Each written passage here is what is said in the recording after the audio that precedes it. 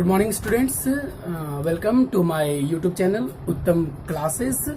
और जैसा कि आप जानते हैं कि मैं अभी क्लास 10th के फिजिक्स पर थोड़ा फोकस कर रहा हूं, जो कि ज़रूरी भी है। मैंने बताया था कि मई तक हमें फिजिक्स चैप्टर ख़त्म कर देना चाहिए, बट किसी कारणवश नहीं हो पाया, लेकिन अब ये कंप्लीट हो जाएगा। तो आपको मैंने इसके पहले वाला वीडियो मैंने बनाया था कॉम्बिनेशन ऑफ रेसिस्टेंस, जिसमें था सीरीज एंड पैरेलल। उसके बाद एक और वीडियो मैंने आपको बनाया जो कि था कुछ न्यूमेरिकल्स, 10th क्लास का बहुत ही इंपॉर्टेंट न्यूमेरिकल्स जो कि रेसिस्टेंस को लेकर था। और बिलीव कीजिए, या फिर आप बहुत से क्वेश्चन बैंक जाकर देख सकते हैं, रेसिस्टेंस से अगर क्वेश्चन आता है, खासकर रेसिस्टेंस कॉम्बिनेशन से, तो इन जो मैंने बताया है इसके पहले वाले वीडियो में, वो बहुत हद तक सही है। इतना ही क्वेश्चन आता है, तो आप प्लीज वैसे क्वेश्चन को सबको कंप्लीट कर लीजिएगा। और जहां तक आज की वीडियो का बात है, तो आज का वीडियो तो बहुत ही पावरफुल होने वाला है, क्योंकि हम पढ़ेंगे ही पावर के बारे में। ठीक है, इलेक्ट्रिक पावर के बारे में आज हमें पढ़ना है। इस कारण से बहुत ही पावरफुल वीडियो आज के फिजिक्स का होने वाला है।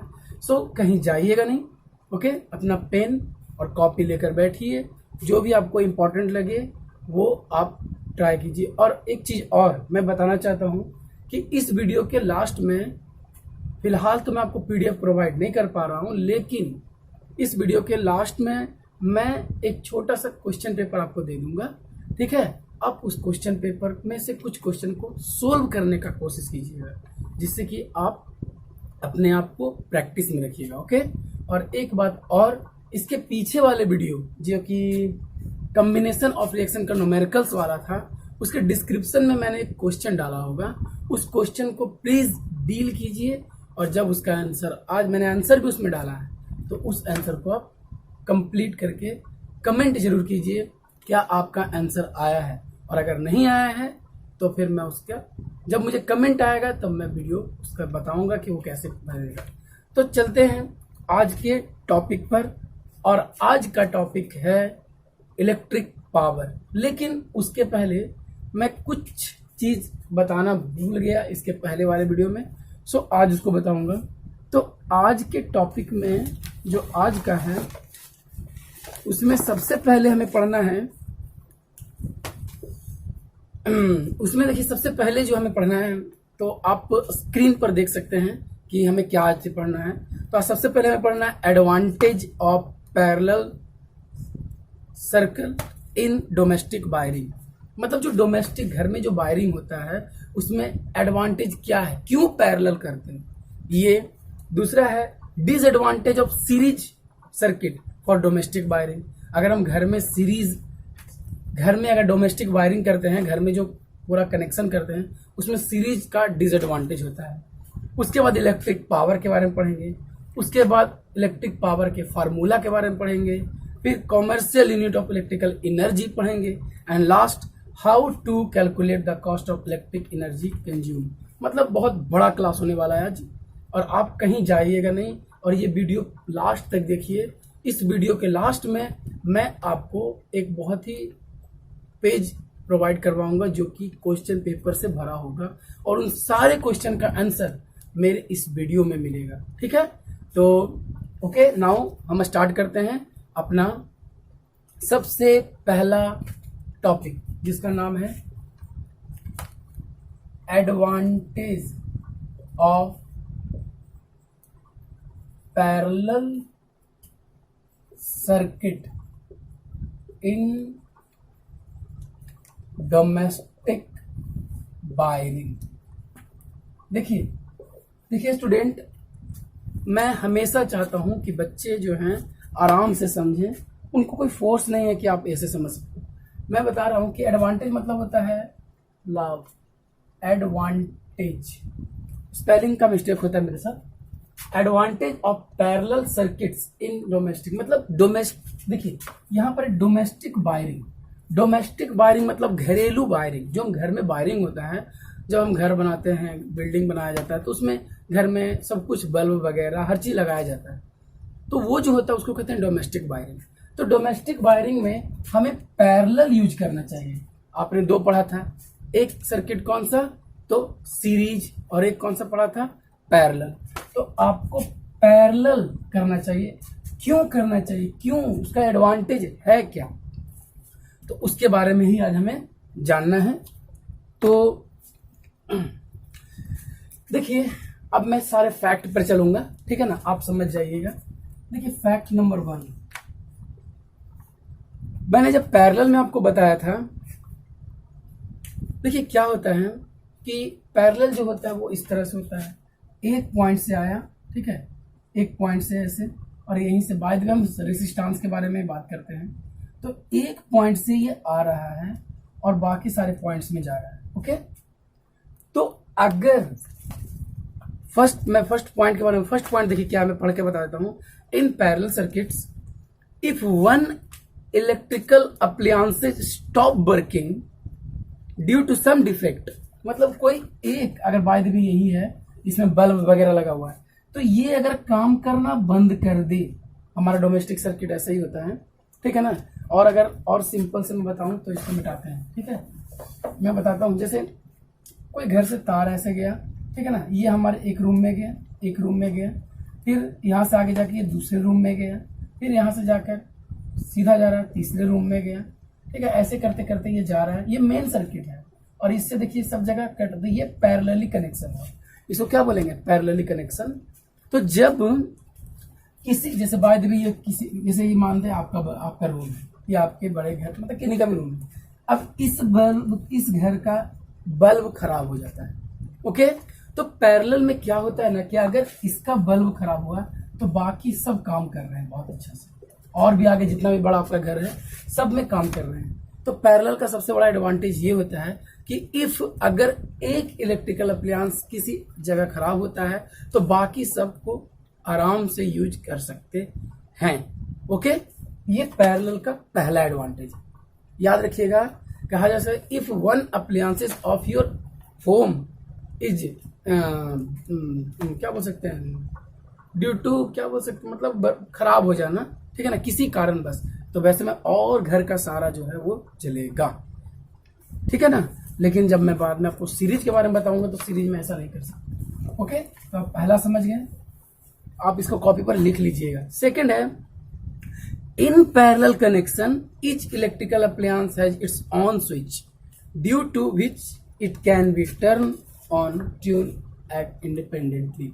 मतलब देखिए, मैं फिर वही बात, बाय द वे यहाँ से एक तार गया, ये आपके रूम में, यहाँ से फिर गया ये दूसरे के रूम में, यहाँ गया फिर ये तीसरे के रूम में, इस तरह से ये जा रहा है एक तार। तो अगर ठीक है, आपको नींद, मतलब कि आपको पढ़ाई करना है, ठीक, तो आपको पढ़ाई करना है तो आपका रूम का स्विच ऑन है, बाकी सबने स्विच ऑफ कर दिया। तो पैरेलल में क्या होता है ना, पैरेलल कनेक्शन में सब कनेक्शन का अलग अलग स्विच होता है, ओके, सारे कनेक्शन का अलग अलग स्विच होता है। तो पैरेलल में यही फायदा होता है, सारे कनेक्शन अलग अलग होते हैं। अगर आपको मन है कि ठीक है मैं अभी रात को पढ़ना है हमें, बाकी सब स्विच बंद कर देंगे और आपका स्विच जलेगा। लेकिन सेम अगर आप सीरीज में पढ़ेंगे तो वैसा नहीं होता है। सीरीज में क्या होता है कि एक में आप अगर, जैसे ही आपका स्विच एक ही स्विच से पूरा कनेक्ट होता है, जैसे ही आप एक स्विच को बंद करेंगे बाकी सारे घर का सारा लाइट खत्म। तो पैरेलल का ये एडवांटेज है कि सारे कनेक्शन अलग अलग स्विच से कनेक्टेड होते हैं, और अगर आप एक स्विच को ऑफ या ऑन करते हैं तो वो ही होगा सिर्फ, बाकी सब का सब कोई इफेक्ट नहीं पड़ेगा, ओके। तो आई थिंक आपको सेकंड भी समझ में आ गया होगा। बाकी देखिए पॉइंट्स जो है मैं आपको, मतलब जैसे ही मैं ये वीडियो, ये मेरा लास्ट खत्म होगा तो थोड़ा सा समय के लिए मैं ये पॉइंट्स आपको दिखा दूंगा, ठीक है ना। उसके बाद in parallel each electrical appliance has to its on हो गया। फिर थर्ड है, ओके, देखिए थर्ड क्या होता है, in parallel circuit each electrical appliance gets the same voltage.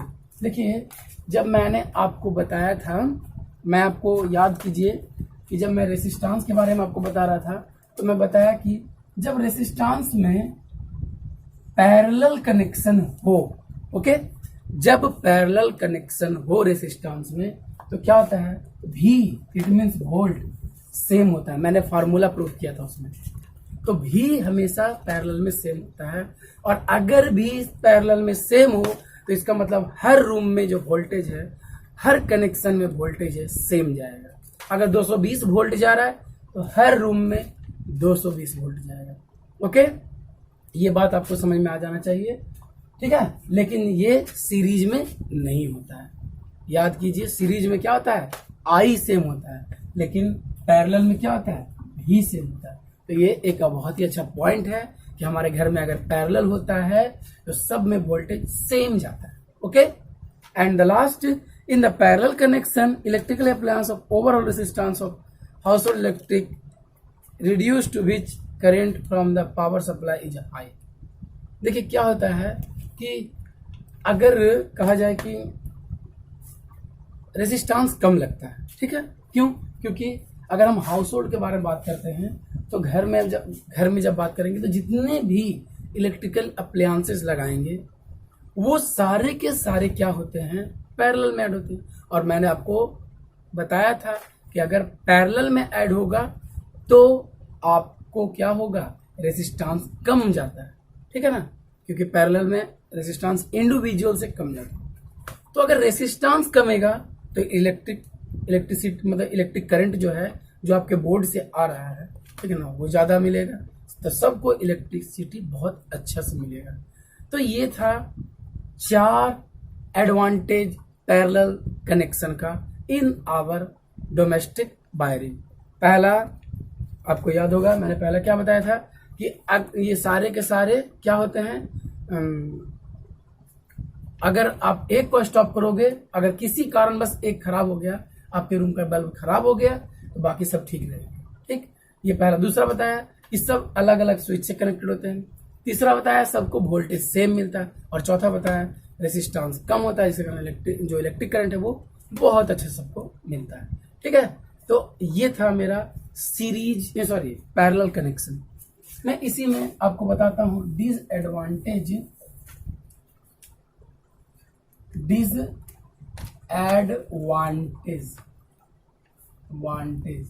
Of series, ठीक है ना। डिसएडवांटेज सीरीज, देखिए सीरीज में क्या होता है, अगर आप पैरेलल समझ गए तो सीरीज भी समझ जाइएगा, या फिर अगर सीरीज समझ जाते हैं तो पैरेलल भी समझ जाइएगा। देखिए सीरीज में क्या है, जैसे पैरेलल में आपने पढ़ा कि एक कनेक्शन होता है, एक स्विच मतलब एक कनेक्शन अगर खराब होता है तो बाकी सब चलते हैं, लेकिन सीरीज में ऐसा नहीं होता है। अगर सीरीज में एक कनेक्शन भी खराब हो जाता है, एक बल्ब भी खराब हो जाता है, तो सारा का सारा बल्ब खराब। जैसे सिंपल सा एग्जांपल, दिवाली वगैरह में आप अपने घर में लाइटनिंग का प्रोसेस करते हैं, लाइटनिंग लगाते हैं ना, लाइटनिंग सब में लाइटिंग पूरा एकदम बल्ब का पूरा गुच्छा लगा देते हैं। और अगर उस बल्ब में एक भी गुच्छा खराब हो जाता है, सारे का सारा पूरा का पूरा लाइन ही खराब हो जाता है। क्या ये सही बात है ना? होता है ऐसा। तो ऐसा इसलिए होता है क्योंकि वो सीरीज में कनेक्टेड होता है। और अगर सीरीज में कनेक्टेड है तो अगर एक बल्ब भी खराब हुआ, पूरा कनेक्ट घर का, जैसे सिंपल सा बात, अगर आपके रूम का बल्ब खराब हुआ तो आपके घर का पूरा का लाइट फिनिश खत्म हो जाएगा। तो इस कारण से सीरीज का ये डिसएडवांटेज है। दूसरा, सीरीज जैसे कि पैरेलल में आपने पढ़ा था कि एक स्विच अलग अलग स्विच से वो कनेक्टेड होते हैं, लेकिन सीरीज में एक ही स्विच से, अगर एक जगह स्विच को ऑन किए तो सब जगह जल गया, एक जगह ऑफ किए तो सब जगह बंद हो जाएगा। Then this is the defect, this is the main disadvantage. अब आपको पढ़ना है रात को और आपके घर का कहीं का स्विच बंद हो गया, पता चला आपका भी स्विच बंद, तो ये सीरीज का डिसएडवांटेज। ओके, अब एक और बात हुई है, सेम वोल्टेज किसी को नहीं मिलता है। पैरेलल में क्या था, सेम वोल्टेज मिलता है, सेम वोल्टेज नहीं मिलता है। क्या मिलता है? तो अलग अलग वोल्टेज। क्यों? क्योंकि सीरीज कॉम्बिनेशन में आपने पढ़ा था आई सेम होता है, भी अलग अलग होता है। तो पता चला आपके रूम में वोल्टेज कम है, कहीं वोल्टेज बहुत ज्यादा है, तो ये सीरीज का डिसएडवांटेज। एंड द लास्ट, इसमें जो होता है, क्योंकि सीरीज वाइज ऐड होता है तो रेसिस्टेंस जो होता है बहुत ज्यादा होता है, जिसके कारण हमें इलेक्ट्रिसिटी कम मिल पाता है। तो अभी तक मैंने एक बहुत ही इंपॉर्टेंट, मैं इतना समझाने के पीछे कारण था क्योंकि बहुत ही इंपॉर्टेंट एक क्वेश्चन पूछता है कि हम हाउस होल्ड वायरिंग में या फिर डोमेस्टिक वायरिंग में सीरीज को क्यों नहीं पसंद करते हैं, पैरेलल को क्यों पसंद करते हैं। तो ये आज का ये जो मतलब जो डिसएडवांटेज एडवांटेज वाला था, आई थिंक आपको बहुत अच्छा से समझ में आया होगा। ठीक है, तो मेरा एक एक पॉइंट जो मैंने आपको बताया, ठीक है ना, वैसे मैंने स्क्रीन पर आपको दिखा दिया, मैं सबको लाइन से आपको बता दूंगा, आप नोट डाउन जरूर कर लीजिएगा। ओके, तो अब मैं आगे चलूंगा, जो कि बहुत ही इम्पोर्टेंट इस वीडियो में इतना ही बताने वाला था कि क्या होता है सीरीज क्यों अच्छा होता है, पैरेलल क्यों नहीं अच्छा होता है। तो इसके बाद मैं अगला टॉपिक चलूंगा जिसका नाम है इलेक्ट्रिक पावर। देखिए स्टूडेंट, मैं चाहता तो इसको अलग भी बना सकता था, पर शुरू में थोड़ा सा इंपॉर्टेंट टर्म था इसलिए मैंने बताया। तो अब हम चलेंगे इलेक्ट्रिक पावर। ठीक है, इलेक्ट्रिक पावर क्या होता है, इसमें बहुत से फार्मूला हैं जो कि आपको जानना बहुत जरूरी है। ठीक, तो इसको हमें देखना बहुत जरूरी है। तो हम चलते हैं इलेक्ट्रिक पावर पर। ओके, तो क्या होता है इलेक्ट्रिक पावर, देखिए ध्यान से समझिएगा। इलेक्ट्रिक पावर आपने क्लास 9 पढ़ा होगा। क्लास 9 में था पावर, वर्क डन पर यूनिट टाइम। ठीक है ना, मतलब कि पर यूनिट टाइम में जो काम होता है उसे बोलते हैं पावर।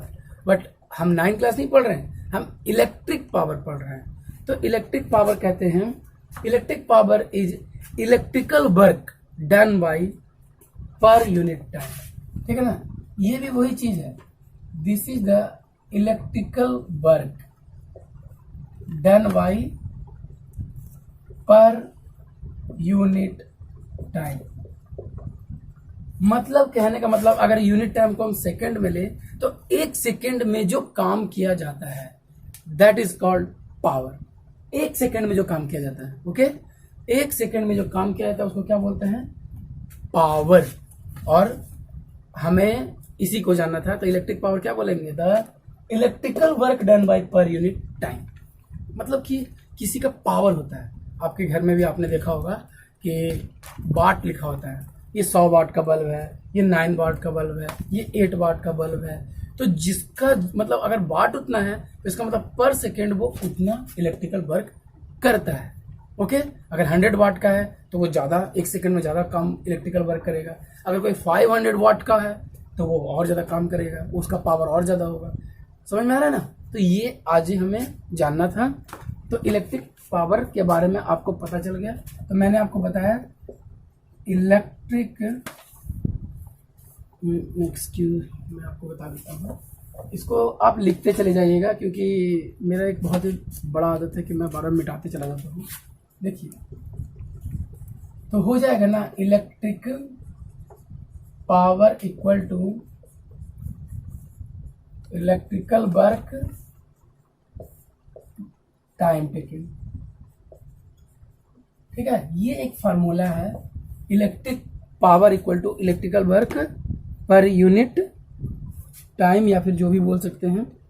और इसको देखिए, इलेक्ट्रिक पावर को पी से बोला जाता है। ठीक है ना, आपको बोला जाएगा ना कि इलेक्ट्रिक पावर को किससे बोला जाता है, पी से, और इलेक्ट्रिकल वर्क को डब्ल्यू से, और टी को टाइम से। It means P equal to W by T. W watt हो गया और टी टाइम टेकन। ओके, ये आपको समझ में आ गया। तो अगर ये आपको समझ में आ गया तो यूनिट के बारे में बात कर लेते हैं। इसका यूनिट क्या होगा, यूनिट ऑफ इलेक्ट्रिकल पावर। ठीक है, तो इलेक्ट्रिकल पावर का जो यूनिट होता है, देखिए ना, सिंपल सा बात, पी, मैं यहां बताता हूं, यहां पर थोड़ा चमकता है। ठीक है, देखिए यहाँ P इक्वल टू डब्ल्यू। तो डब्ल्यू क्या होता है, आप ही बताइए, डब्ल्यू जूल। वर्क का ऐसा यूनिट क्या होता है, जूल, और टाइम का सेकेंड। ओके, तो P equal two joule by second. Okay, तो P equal two joule by second हो गया। इसी को बोला जाता है क्या, वाट। ठीक है ना, जिसको कि W से बोला जाता है। आपको, आप ध्यान देकर देखिए, इसी को क्या बोला जाता है, वाट। तो मैंने अभी बताया कि इलेक्ट्रिक पावर क्या होता है, उसका डेफिनेशन, फिर इलेक्ट्रिक पावर का एस मतलब क्या बोलते हैं, फार्मूला क्या होता है, P equal to W by T, और P इक्वल टू डब्ल्यू, जब हम इसका यूनिट जानना चाहेंगे तो वर्क का होता है जूल, टाइम का होता है सेकेंड, जूल बाय सेकेंड, जिसका अदर नेम क्या है, वाट। तो पावर का एसआई यूनिट क्या होता है, वाट। तो आपको इतना समझ में आ गया होगा पहले इलेक्ट्रिक पावर और वाट। आगे और भी मैं बताऊंगा, पहले इसको एक बार आप देख लीजिए।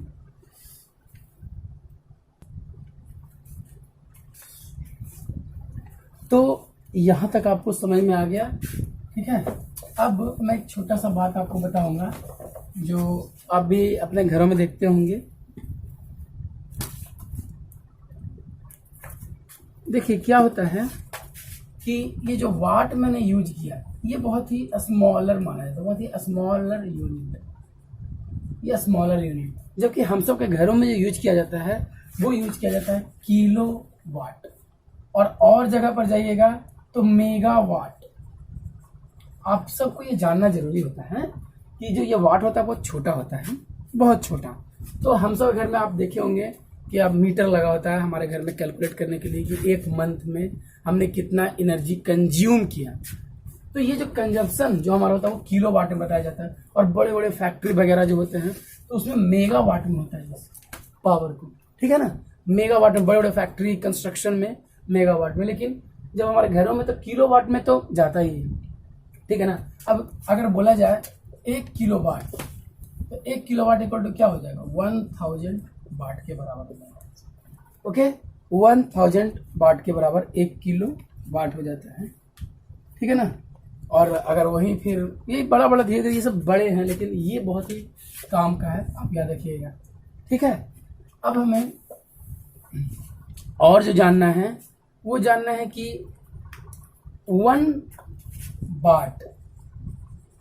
वाट इलेक्ट्रिक पावर ये क्या होता है। देखिए एग्जाम के पॉइंट ऑफ व्यू से मैं हमेशा वो ऐसे ही बताता हूँ जो मुझे लगता है सही है, और ये सही है। 1 वाट क्या होता है, 1 जूल वर्क क्या होता है, 1 वाट पावर क्या होता है, इस तरह का क्वेश्चन एग्जाम में पूछा जाता है, 1 को लेकर, यूनिट को लेकर। तो देखिए सिंपल है कि आप 1 वाट काम करेंगे कब, सिंपल सा बात है, जब आप 1 जूल वर्क करेंगे 1 सेकेंड में। ओके, 1 जूल वर्क आपको करना है कब, 1 सेकेंड में। ओके, तो देखिए यहां जो लिखा हुआ है आप ध्यान से देखिए, कहने का मतलब व्हेन एन इलेक्ट्रिकल अप्लायंस, कोई भी इलेक्ट्रिकल अप्लायंस, ठीक है ना, कंज्यूम इलेक्ट्रिक एनर्जी, इसको एनर्जी भी तो हम बोल सकते हैं ना, या इलेक्ट्रिक पावर, इलेक्ट्रिकल वर्क, मतलब इलेक्ट्रिकल एनर्जी कंज्यूम करता है 1 जूल का 1 सेकंड में, 1 जूल 1 सेकंड में कंज्यूम करे, उसे हम बोलेंगे 1 वाट। और स्टूडेंट्स 10th क्लास के हैं आप, तो ये यूनिट वाला क्वेश्चन बहुत पूछता है। 1 ओम रेसिस्टेंस क्या होता है, 1 वाट वर्क क्या होता है, 1 जूल वर्क क्या होता है, 1 कूलम चार्ज क्या होता है, इस तरह का क्वेश्चन एग्जाम के पॉइंट ऑफ व्यू से बहुत इंपॉर्टेंट होता है। तो आपको सबका यूनिट पार्ट याद रखना है कि अगर कोई इलेक्ट्रिकल अप्लायंस 1 सेकेंड में 1 जूल इलेक्ट्रिकल वर्क करेगा या इलेक्ट्रिकल एनर्जी को यूज करेगा, then it is called 1 watt work. Okay, अगर आपको इसको लिखना है तो एक बार देख लीजिए।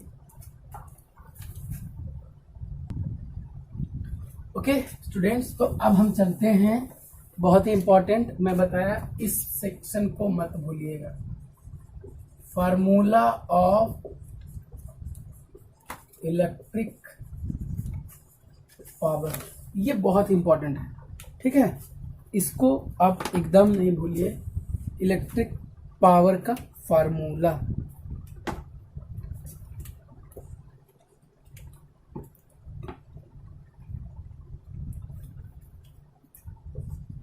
देखिए इलेक्ट्रिक पावर का क्या होता है फार्मूला, ये हमें जानना है। तो देखिए हम पहले से ही जानते हैं, चाहे हम लिख सकते हैं। देखिए ये चीज जो मैं, 1 मिनट मेरा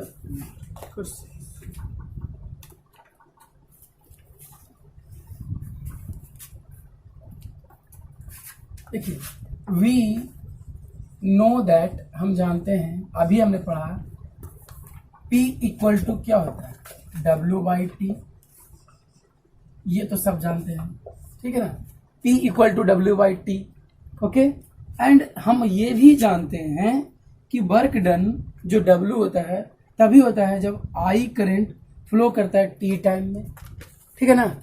जब I करंट T टाइम में फ्लो करता है पोटेंशियल डिफरेंस V के साथ, तो हम बोल सकते हैं कि ये जो वर्क डन तभी होता है जब I करंट फॉलो करता है कब, T टाइम में, ठीक है ना, T टाइम में, और जब V voltage potential difference, it means W equal to I T, क्या हो सकता है, W equal to P equal to W, तो W इक्वल टू आपने क्या पढ़ा था, एक मिनट, तो मैं एक मिनट में देख रहा था कि देखिए क्या होता है, आप जानते होंगे कि जब कोई वर्क काम करता है, कोई भी वर्क जब काम करता है तो उसमें V, I और T ये तीनों होते हैं, ठीक है ना।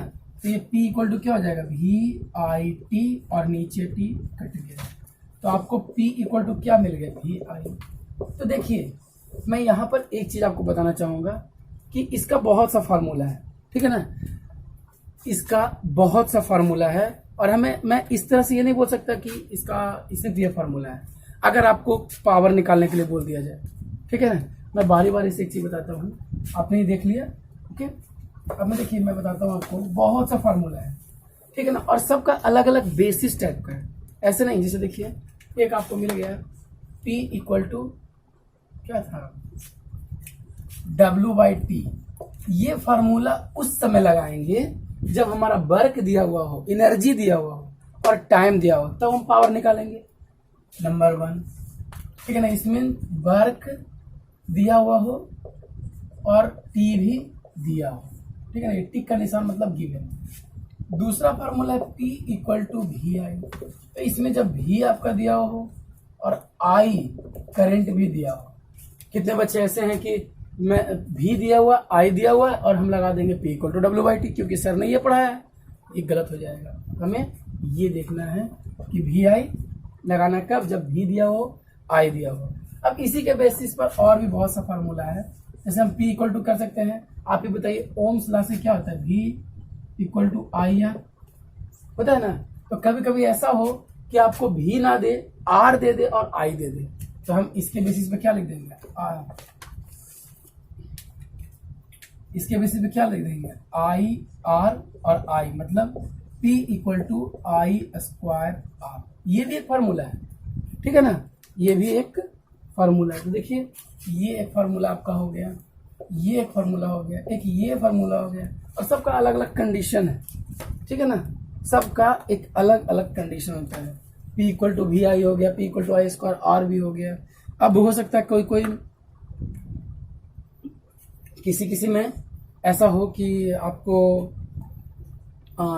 ऐसा हो कि इसमें चल ठीक है V दिया है और I दिया है, इसमें V दिया है, R दिया है, कहीं पर ऐसा हो सकता है कि R दे दे और V दे, तो कैसे लिखेंगे, तो देखिए R they they, by the way मैं चौथा चलता हूँ, P इक्वल टू आपको R दे और V दे, I नहीं दे, तो हम I के जगह पर आप लिखेंगे P इक्वल टू VI होता है, तो I इक्वल टू क्या लिख सकते हैं, by Ohm's law I equal to V by क्या होता है, V इक्वल टू IR, तो V by R, I equal to, तो जहां I है वहां पर हम क्या पुट कर देंगे, V बाई R, ठीक है। तो ये P इक्वल टू क्या हो जाएगा, V स्क्वायर R। ये सारे फार्मूले लगते हैं पावर मतलब पावर के जब आप क्वेश्चन बनाते हैं ना, उसमें V स्क्वायर R तब लगाएंगे जब पोटेंशियल डिफरेंस और रेसिस्टेंस दे, जब पोटेंशियल डिफरेंस और करंट दे तो ये फार्मूला, जब रेसिस्टेंस और करंट दे तो ये फार्मूला, जब मतलब कि बहुत सा, इसी को लिख सकते हैं। यहाँ पर कभी कभी E का भी यूज किया जाता है, P इक्वल टू E/T, ठीक है ना, E मतलब एनर्जी। तो ये इतना फार्मूला है किसका, पावर का, आप इस सबको पहले नोट कर लीजिए एक बार।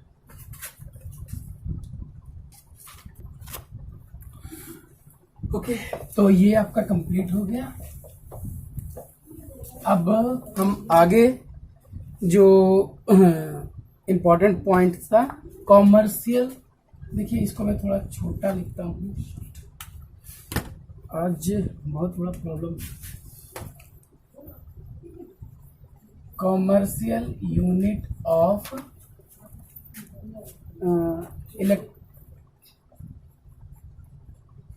Electrical energy.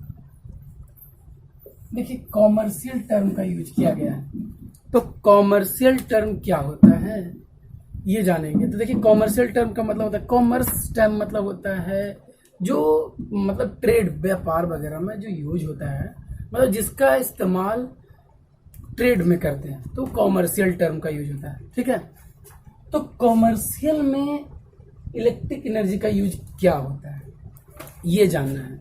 तो आपको पहले ही पता है, ठीक है, आपको पहले ही पता है कि जूल जो होता है इसका क्या होता है, एसआई यूनिट क्या होता है, जूल। लेकिन जूल एनर्जी का होता है, और अगर जूल के अकॉर्डिंग बात करें तो पावर का ऐसा यूनिट क्या हो जाएगा, वाट। ठीक है ना, वाट, 1 वाट मतलब वाट बोल सकते हैं। तो ये जो वाट होता है ये बहुत ही छोटा, बहुत ही स्मॉलर यूनिट होता है। ठीक है, जिसका बहुत छोटा, जिसका कि हम यूज नहीं कर सकते हैं। ठीक है ना, जहाँ खासकर अपने घरों में, बड़े बड़े कंपनियों में, तो इसके लिए एक बड़ा सा यूनिट यूज किया जाता है जिसको बोलते हैं किलो वाट। कोई पूछेगा कि किलो वाट का क्यों यूज किया जाता है, क्यों नहीं यूज करते हैं वाट का, घरों में भी हम यूज करते हैं, तो क्यों नहीं वाट का यूज क्यों नहीं करते हैं। तो ये वाट का यूज इसलिए नहीं करते क्योंकि बहुत ही इनकन्वीनियंट बोला जाता है, मतलब एक बहुत छोटा होता है, बहुत छोटा, बहुत स्मॉलर यूनिट होता हो जाता है, क्योंकि हम बहुत ज़्यादा यूज करते हैं और उसके कंपेयर में बहुत छोटा यूनिट होता है।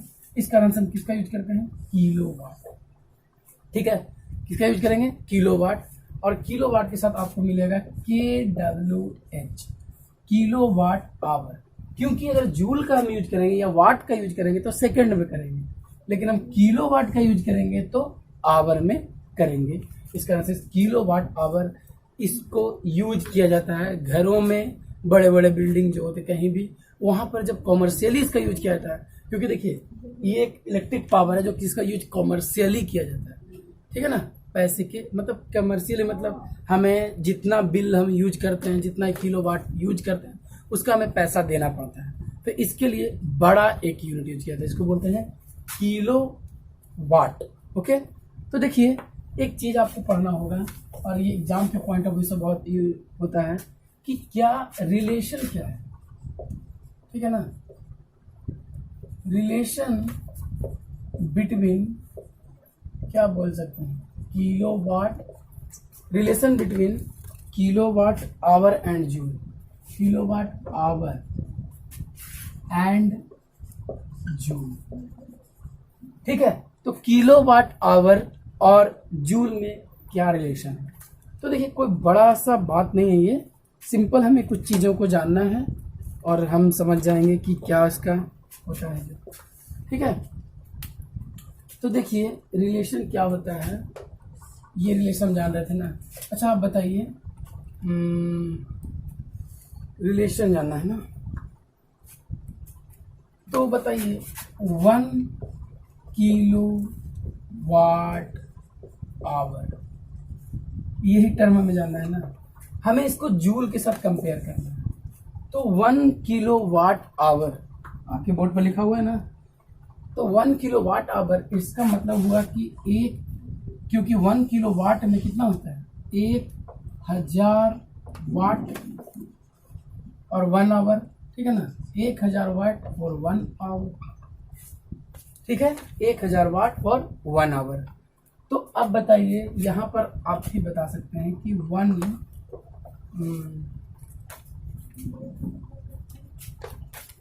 क्या बोल सकते हैं,